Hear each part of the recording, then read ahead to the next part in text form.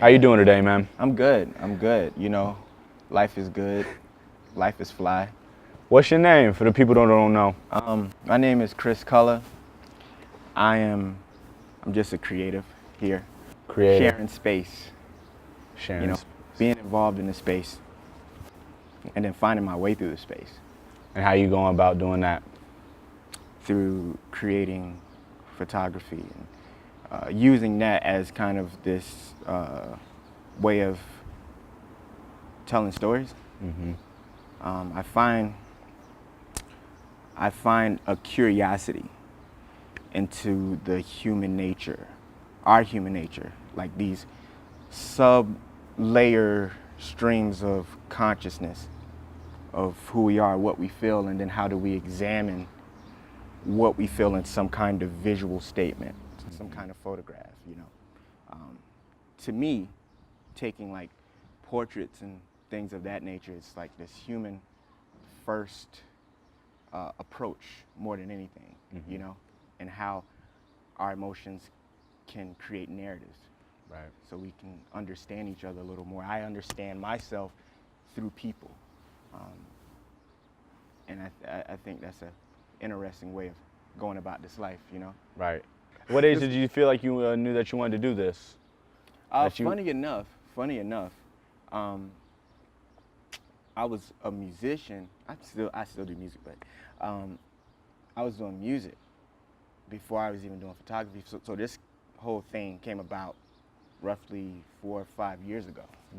You know, so I saw a friend of mine who had a very expensive looking camera, and like immediately, like I fell in love with it. Like I was like, "You're gonna be my girl," you know what I'm saying? Like low key, pause. Like, you're gonna be my girl. Like, we gonna share some stories for real.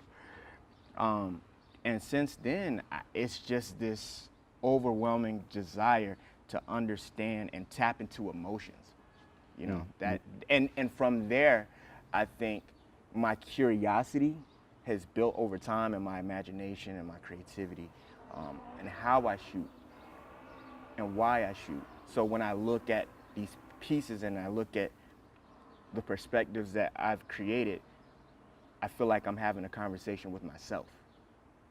So it's these creative mood statements, these creative mood pieces that happen. Right. And going through your Instagram, man, like you have a real good eye at photography, because a lot of people have a nice camera, but they just take the pictures and then call themselves a photographer. When I really feel like it's more about the eye.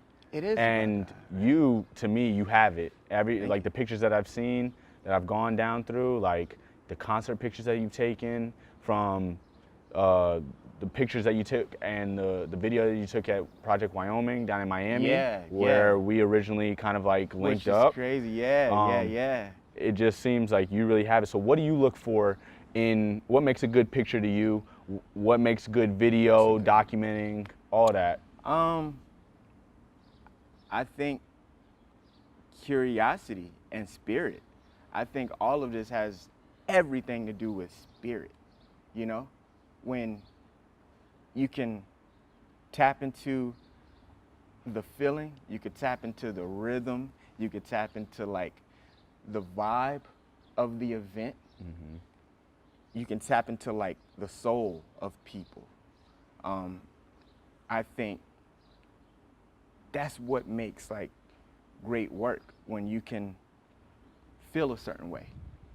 When you can feel a certain way, you know, it's like when you listen to music or you listen to your favorite song. And it just hits you. And it hits you. You know what I'm saying? You sometimes don't have like all the words to describe it, but it definitely taps into you in a certain kind of frequency. It's all about like frequencies and energies and spirit, you know? And then from there, you know, you manifest something that can very well be like, you know, these social commentaries, these emotional commentaries, you know, these cultural commentaries, right? You know.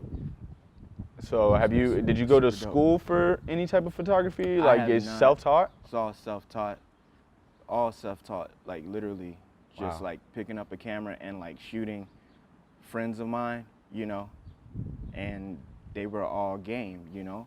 It was like, all right, cool, like I'm getting these shots for free, so like, what's up? I'm like, all Right. right, bet.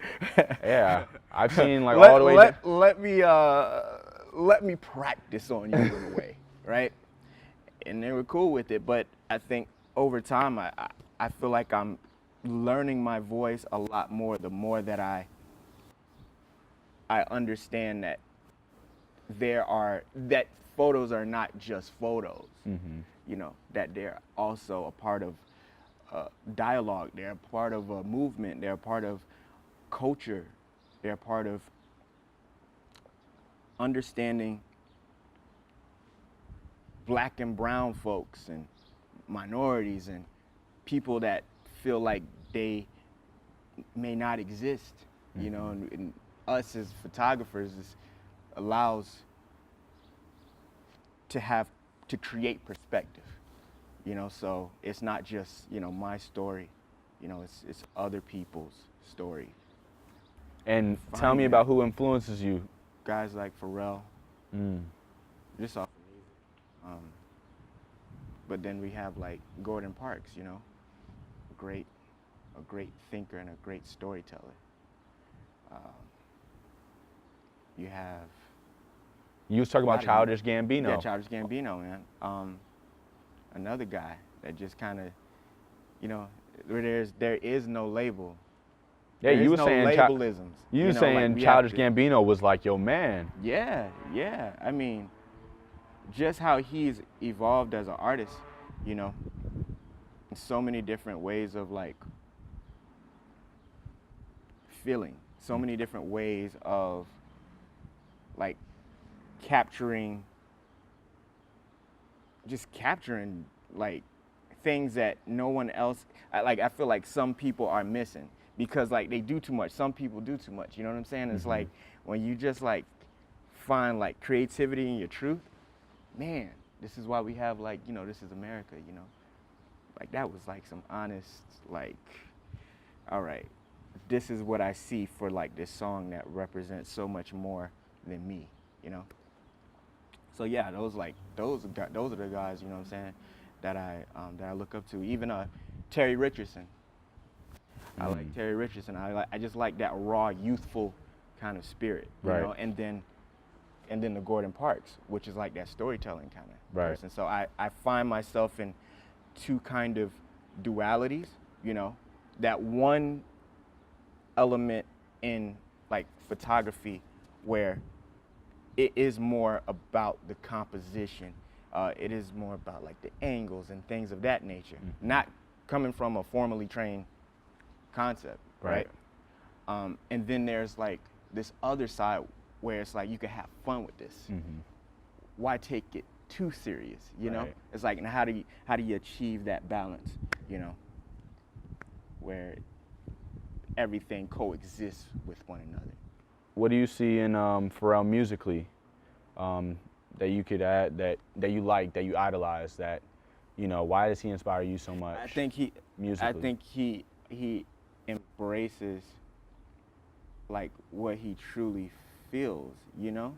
Like I think that's what it is. He really, and there's like a certain rebellion, but it's like this beautiful rebellion, you know, to like chase not the money, you know, not to chase that whole what we think success is, you know what I'm saying? Like we're actually chasing art, you know.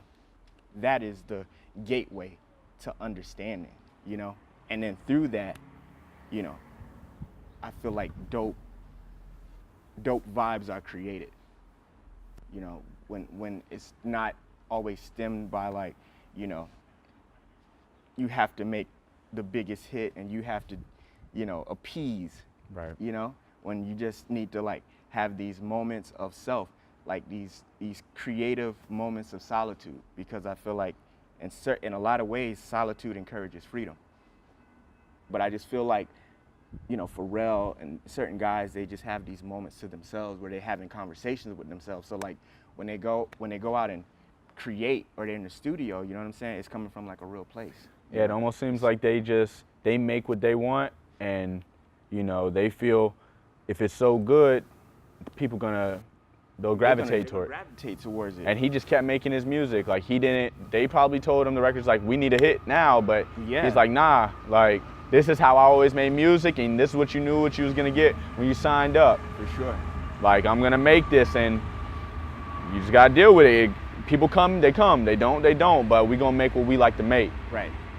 All right, so, you know, a lot of people don't know, like, the way your upbringing is could reflect on the way that you take pictures, you know, because that may be how you want to feel or what you may have felt at this time when you took the picture. Right. That's why you took it, and that's why this held so much value to it, why you really, you know, wanted to focus on this picture. So give me some of, like, you know, of your upbringing, like, you know, mom's, dad, like family. Just give me some, Yeah, you know, some of the times you've gone through. You know, raised in a 2-parent household, you know, a stepdad. I didn't really know my biological dad, but yeah, it was a pretty chill upbringing, you know what I mean? But at the same time, as a kid, being an only child, you know, it's like sometimes you do want to find some kind of, I don't want to say validation, but you want to have friends, you know what I'm saying? Like you really do. And like, I just found myself kind of in some other kind of way, like being to myself, but being creative, like just being an only kid. And like my mom like supported like anything like artistically like I wanted to do, you know, like being in dance class and being in art class. So things like that kind of help define, I feel like, what it is now and where I am now, because, you know, these two beings in my life pushed to just be fearless, you know what I'm saying, in a lot of ways, but create, you know, and be your most honest self, you know. And that definitely has shaped me in a lot of ways. What are some of the things that you've gone through in your life that, you know, that can pull these emotions out? Well, you know, certain, you know, family loss my grandmother, some of my cousins who had, you know, it's definitely like taxing, you know. Going through like, you know, 9 to 5s, going through that whole factory Trust, line, I know. you know what I'm saying? Like that whole thing, man. That shit and be it's so like ass. It can kind of like, you can get caught up in the machine, you know what I'm saying? So like me creating is like a way to like question the machine and say like, nah, maybe you don't have all the answers. You know, right. Maybe you do not have all the answers. You know, we can use this. We can like see things that are going on in the world, politically, financially, culturally, you know, and we can define, you know, how we see the world, you know, which is like one of the most, I think, important things, is to have some kind of a voice. And sometimes this sea of smoke and mirrors, you know, like art kind of cuts through that fog in a way. So years from now, someone younger can feel encouraged to create. They can feel encouraged to believe in themselves and say, well, I'm not alone. Right. You know, I'm not alone in this world of highs and lows, you know. Well, what you got going on next, man? What can I see from you next? I have some things on the way. I'm working on my first book, What I See for Now. What EYE see for now, what I see for now, you know what I mean? So it's kind of like this chronicle of stuff that I've shot like over the years, you know. I'll probably put in the Project Wyoming, you know, stuff like that. Tell them what you got going on, where they can find you. You have a website. Yeah, but I went on it and it said that it wasn't loaded or okay, well, it was like yeah, down. We definitely worked that out. So it's thechriscolor.com, as well as my music page, soundcloud.com/Keyanos. That's my producer name, Keyanos. You can go to my IG. That's really where I post up most of my content, you know, and a lot of new work that I'm posting. You never know. You really never know. I almost don't want to know what I'm going to create. I really don't. IG, ChrisColor_AVC, KRISKULAH_AVC. Check me out, you know, and I thank you for having me. You know, thank you guys, Icon. Bro. You guys are doing amazing things out here, you know what I'm saying? Appreciate that, For man. real. And that is interview number fucking 5. Good shit, bro. For real, man. Good fucking That was shit. good shit, bro.